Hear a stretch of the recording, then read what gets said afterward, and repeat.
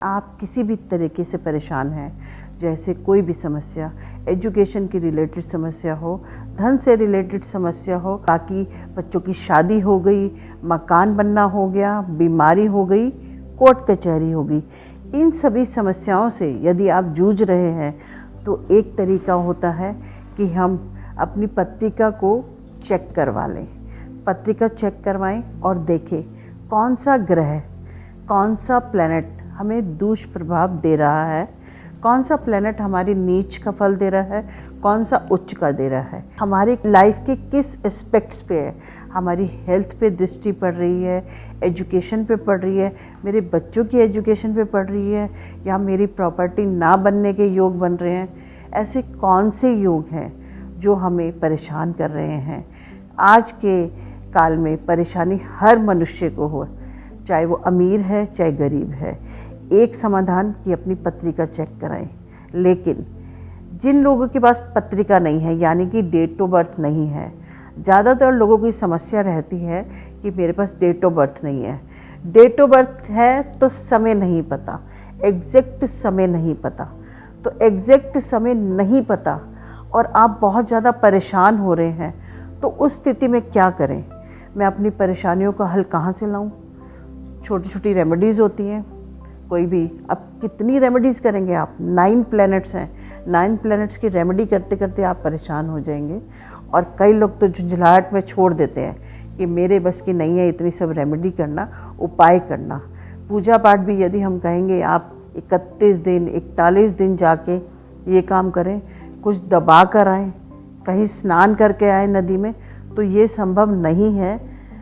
इसी का एक विकल्प है कि आप गायत्री मंत्र का जाप करें। यदि कुछ भी दिक्कत है 9 प्लैनेट से रिलेटेड, तो हम गायत्री मंत्र का जाप कर सकते हैं। 9 प्लैनेट की चौकी, जो कि बहुत ही बढ़िया तरीके से, बहुत एलिमेंट से बनाई गई है, पूजा पाठ से सिद्ध की गई है।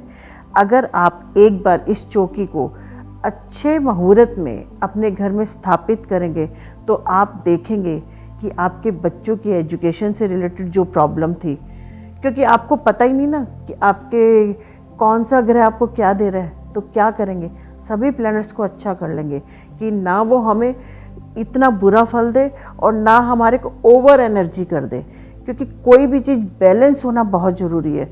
तो जो ये चौकी निर्मित की गई है 9 प्लैनेट्स की, ये इस तरीके से निर्मित की गई है कि कुछ भी एक्सेस में ना हो और बुरा ना हो। तो इसको अगर आप शुभ घड़ी में, शुभ मुहूर्त में, शुभ नक्षत्र में स्थापित करेंगे अपने घर में, तो आपको हर तकलीफ़ से निजात मिलेगी। चाहे वो हेल्थ से रिलेटेड हो, आपका कोर्ट कचहरी का कोई काम हो, पैसे से संबंधित, नौकरी से संबंधित, विदेश यात्रा। विदेश जाने के लिए बहुत बच्चे परेशान रहते हैं, लेकिन उनके पेरेंट्स कई बार डेट ऑफ बर्थ नहीं होती, तो वो सही समय नहीं प्राप्त कर पाते। तो ये चौकी आपकी हर समस्या का समाधान है। एक बार अपनाइए, इसे स्थापित कीजिए और फ़ायदा उठाइए।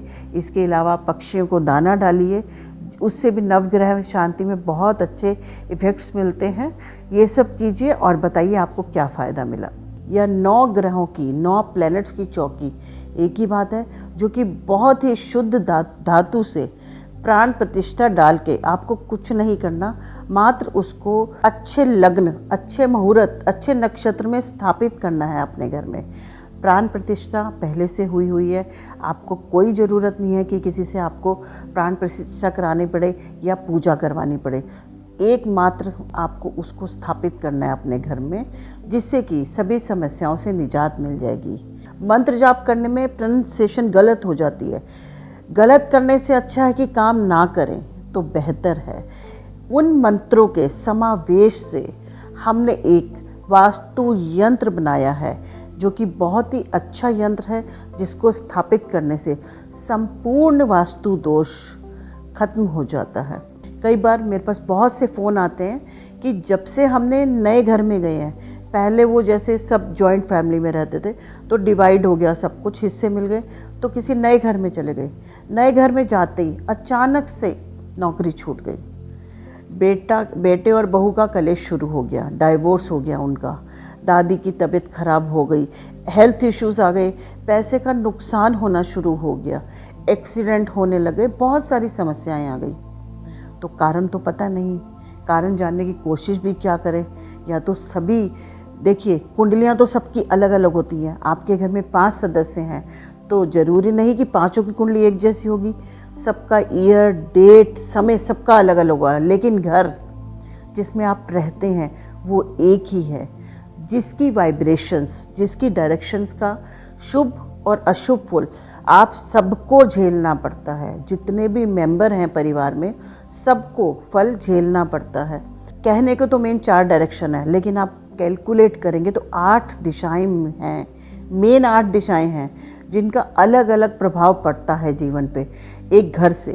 अगर आप वास्तु यंत्र अपने घर में स्थापित करते हैं, लगाते हैं, तो आपको इससे बहुत अच्छे फल मिलेंगे।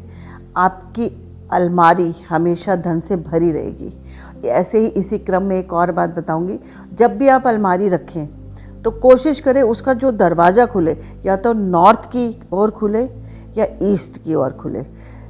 मतलब सूर्य की किरणें या तो उसमें आए या नॉर्थ, कुबेर की दिशा है, कुबेर की तरफ पड़े, ताकि कुबेर की दृष्टि पड़े वहाँ पर और लक्ष्मी हमेशा विराजमान रहे आपकी अलमारी में। तो जैसे कि मैंने 2 चीज़ों का जिक्र किया, एक आपकी करी नवग्रह चौकी और दूसरा वास्तु यंत्र। मात्र इन 2 चीज़ों से आपके जीवन की सभी समस्याओं का समाधान हो जाएगा। नवग्रह चौकी है, उससे तो देखिए आपके 9 प्लैनेट बैलेंस हो जाएंगे। तो आपकी जो कुंडली में, आपकी पत्रिका में जो भी प्लैनेट जहाँ अशुभ फल दे रहा है वो अच्छे फल देना प्रारंभ कर देगा। और बात करते हैं अगर वास्तु यंत्र की, वास्तु यंत्र आपके घर का डॉक्टर बन जाएगा। आपके घर की कौन सी दिशा खराब है वो अपने आप रीड करेगा, अपनी वाइब्रेशंस, अपनी एनर्जी ऐसे फैलाएगा कि आपके घर की सभी डायरेक्शंस ठीक होके आपको अच्छे फल देने शुरू कर देंगी। एक यंत्र और एक वास्तु यंत्र और नवग्रह चौकी को अपने जीवन में इस्तेमाल कीजिए और फल देखिए कि कितने अच्छे फल मिलते हैं।